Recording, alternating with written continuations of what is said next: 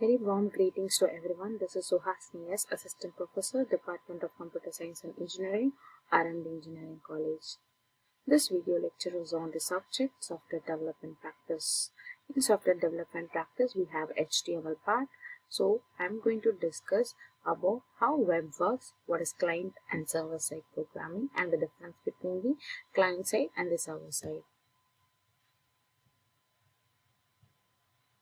So first we'll see how the web works. So we have a browser side and a client. The browser side is said as a client side, and we have the server side where we have all the files, resources and everything. So we have some server programs to access our requested files and all those things. So initially the browser, where we say as the client will give a request using the URL, and that URL will be directed to the server machine, and what the URL is requesting will be shared to that. So if you want a file, then it directs to the file. So the server can act as a database also. So you want to request some file from the server, you can request through the URL and you will receive the response from the server side. This is how the client and the server work. So the client is nothing but the browser page, and the server is nothing but the files and the resources what it has. So you have request as well as the response side. So the browser will be your user-friendly page where you will type the HTML programs and everything. So the server sides are nothing but the PHP, Java programming and all servlet programs, everything comes under the server side. So next, moving on to the client-side scripting. So client-side scripting is nothing but the processing takes place on the user computer. So you will design the client side, which means you can design the web page. So the front end part. So that front end part code will be in your system. It requires a browser to run that script. So it works on the browser. So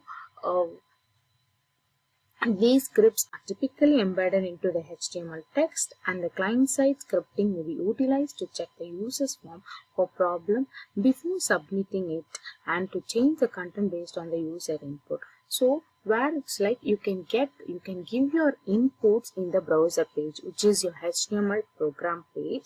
You can give the details. For example, all the registration page and the login page, everything comes under the client side where you will be giving. So all the details which you are giving in the servers, the client side, it will get stored in the server page. So for that, these are the things which comes under the client side.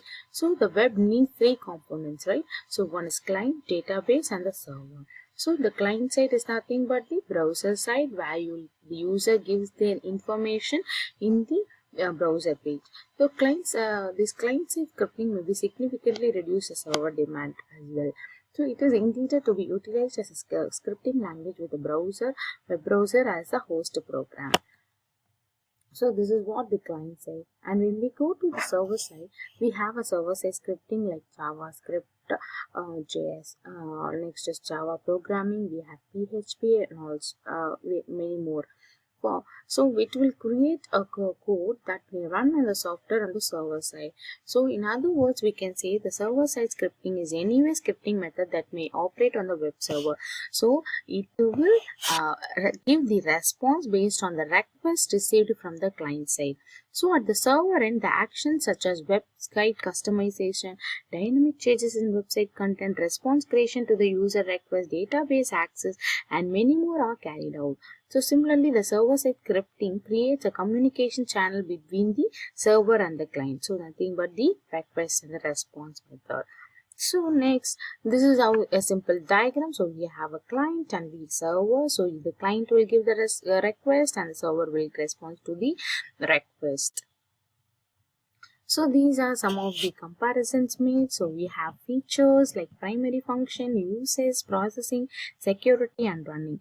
In server-side scripting, the main function of this scripting is to manipulate and grant access to the requested database. So in this as well as in the client-side scripting, the main purpose of the scripting is to give the requested output to the user. So based here only the client side only you will be giving the request, right? So the output will be also be displayed in the request. The processing alone takes place in the server side.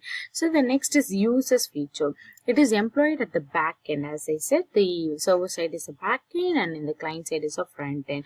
Where the resources, it is employed at the back end where the resource code is invisible or concealed on the client side, whereas in the server side.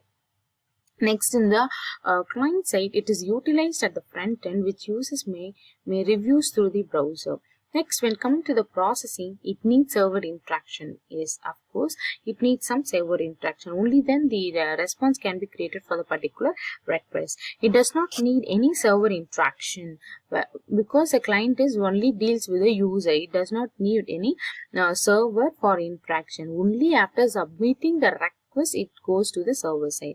So when coming to the security, is more secure while working on the web app because it is more secure. It should be more secure because it is handling all the all the files and everything, data, everything, whatever we are giving in the client side.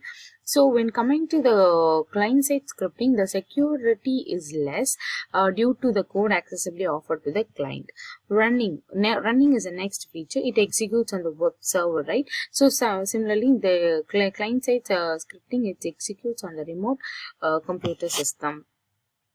Next is dependability. It does not depend on the client, whereas it depends on the browser version. File access, it offers complete access to the file that is stored in the web database server. It does not offer any access to the file on the web server. Code allowance is like it enables a backend developer to hide the source code from the user. The user is given access to the written code after confirming their requirements. Occurrence is it only responds after the user begins a browsing request. Yes, only after giving the request only the server will get started. So it needs the request. So whereas coming to the client side, it happens when the browser processes all the codes and then acts according to the client side. Clients are nothing but the users. Affect, it may reduce the server load. It may effectively customize web pages and offer dynamic websites. So what are the languages involved in server sides are the PHP, Code Fusion, Python, ASP.NET, Java, C++, Ruby, C#, etc. and many more. So whereas in the client side we have HTML, CSS and JavaScript.